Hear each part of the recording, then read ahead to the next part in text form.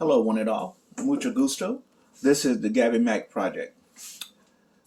Okay, have any of you ever heard of what the baby elephant syndrome? Well, it goes like this.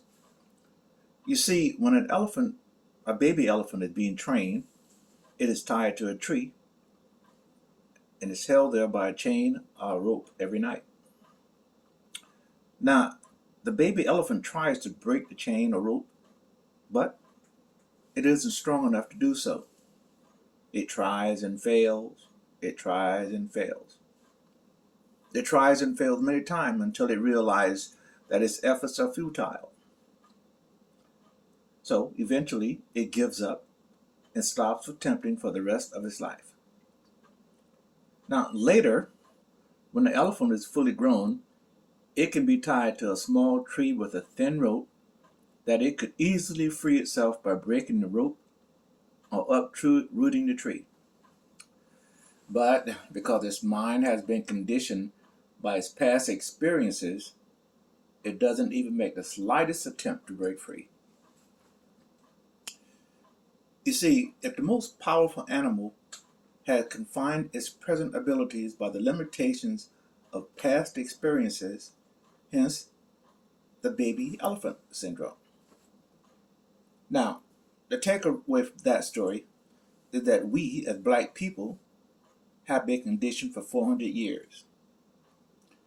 And although there are barriers to us as a people, barriers that prevent us from getting our share of the American dream, still, we've got to persevere and concentrate on what is within our control to make our lives better, individually and for the community at large. For example, I suggest we make sure our children get the best education possible.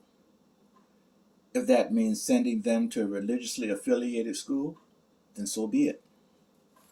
Second, I would like us to return to some form of family traditional values, especially as it relates to procreation.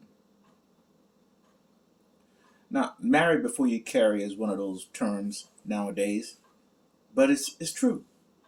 Marry before you carry.